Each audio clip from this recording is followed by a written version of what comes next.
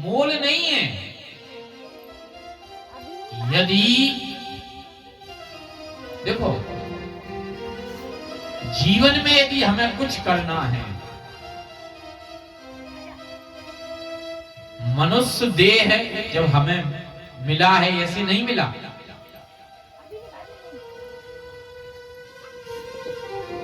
कि बड़े भाग्य मां,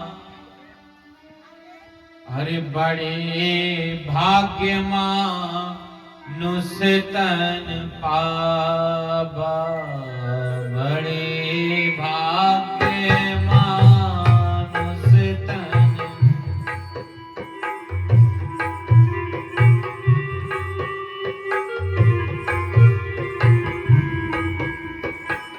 बड़े भाग्य मानुष तन पावा, बड़े भाग्य मानुष तन पावा। सूर्य दुर्लभ सद ग्रंथन गावा,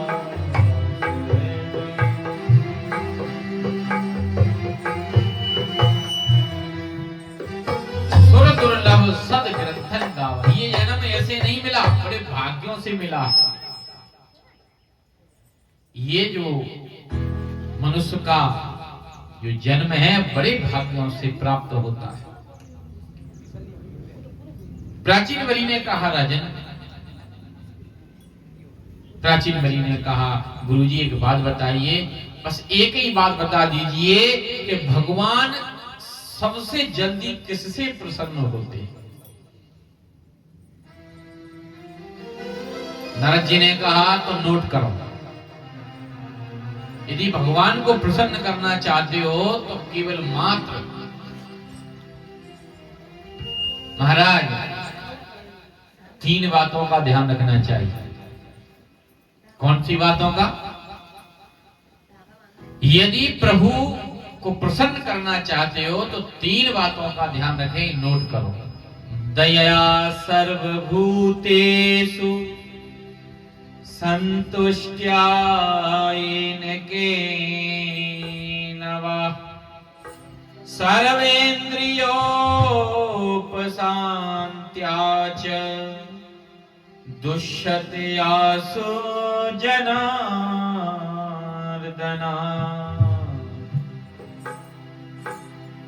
दुष्यत्यासु जनार्दना।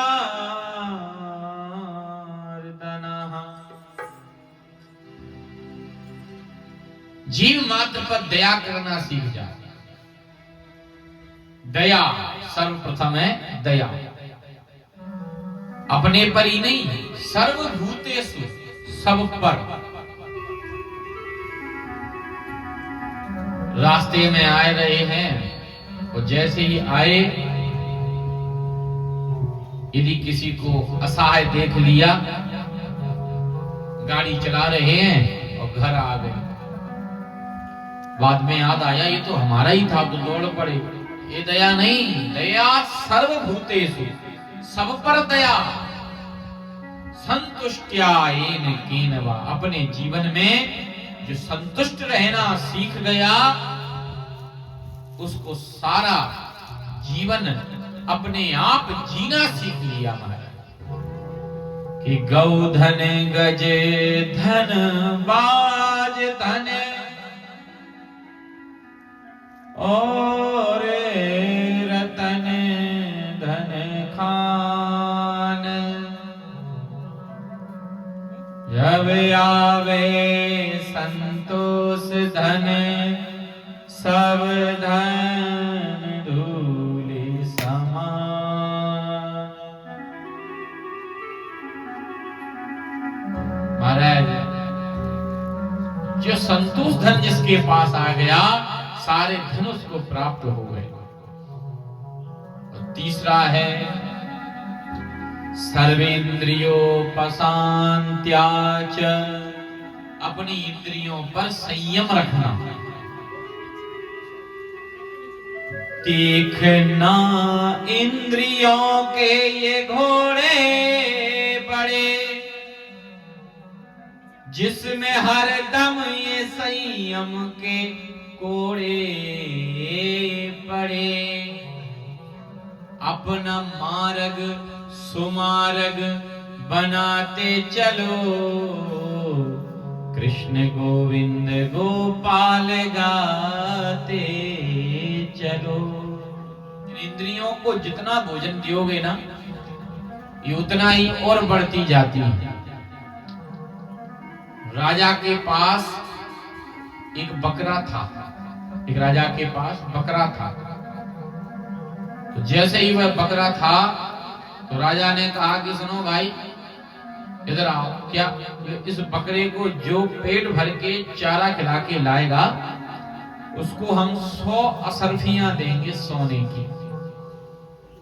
तो जैसे ही महाराज कोई आया ले गए और बढ़िया हरी हरी घास में उसको खूब दिन भर चारा खिलाया।